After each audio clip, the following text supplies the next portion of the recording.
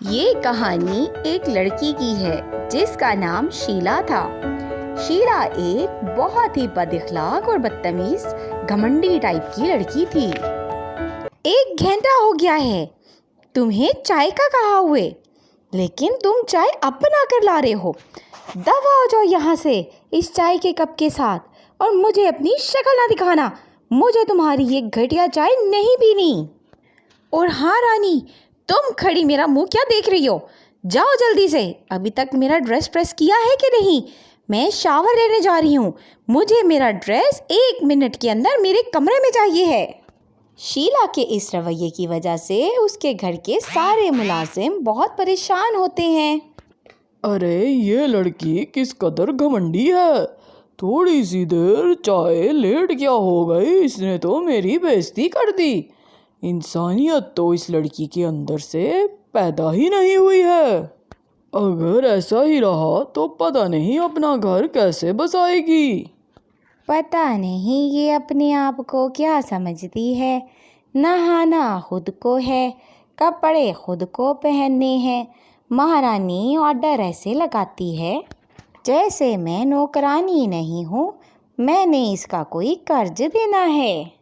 अरे इसका जितना भी काम कर लो, इसका तो मूड सेट होता ही नहीं है।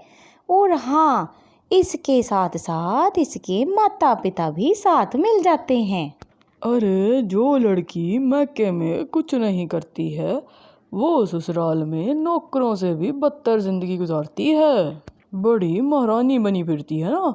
देखना ससुराल में इसका बहुत ही बुरा हाल होगा, और फिर इसको पता चलेगा कि ये अपने नौकरों के साथ कैसा बर्ताव करती है। अरे छोड़ो छोड़ो इन बातों को, अब जल्दी से दोबारा से अपने कामकाज पर लगते हैं। ये ना हो महारानी साहिबा फिर किसी चीज़ का गुस्सा हम पर निकालना शुरू हो जाए। दोनों मुलाजिम शीला की बुराइयां कर रहे होते हैं और शीला पीछे खड़ी होकर इनकी तमाम बातें सुन लेती है और इन पर बरस पड़ती है। और तुम दोनों, अगर तुम लोगों को मेरी चुगलियां करने से फुर्सत मिल गई हो तो घर के काम भी देख लो। और अगर मैंने तुम दोनों की शिकायत अपनी माँ से लगा दी तो वो तुम लोगों को नौकरी से निकाल देगी। अब मेरा मुंह क्या देख रहे हो?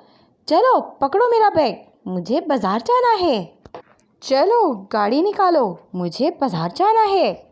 वक्त ऐसे गुजरता जाता है और शीला की बदतमीजियों में इजाफा होता जाता है।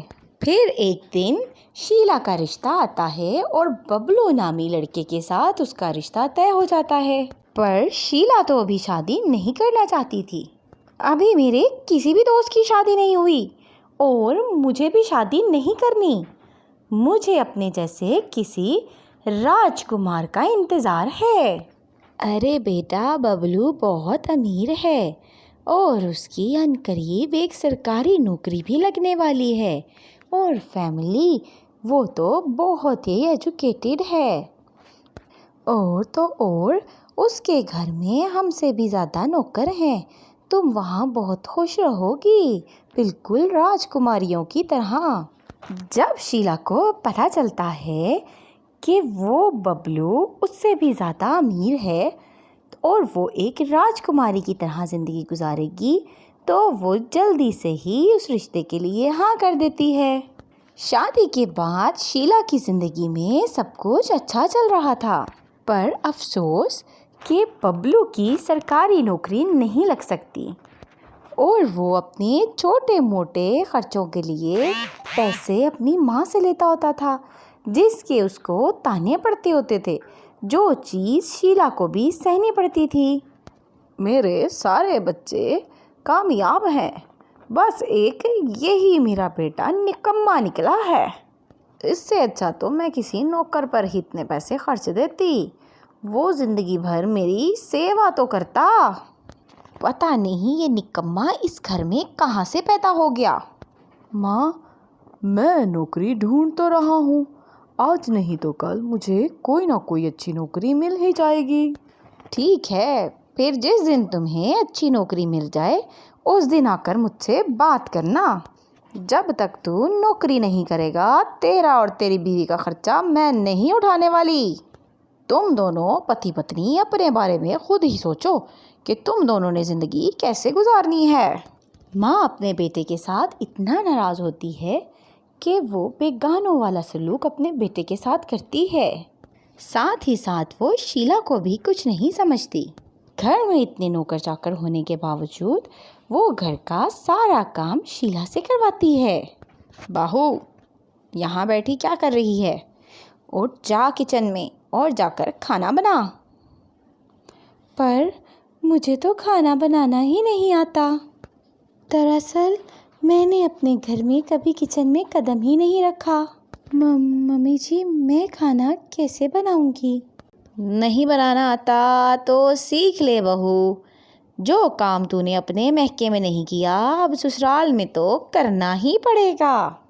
फूलमती, इसको सारे काम सिखा देना, खाना बनाने से लेकर घर में झाड़ू पोछा समेत सब काम। शीला की सास शीला के साथ इतना बुरा बर्ताव करती है, पर शीला अपनी सास के सामने कुछ बोल ही नहीं पाती। और फूलमती शीला को घर के सारे काम सिखाती है।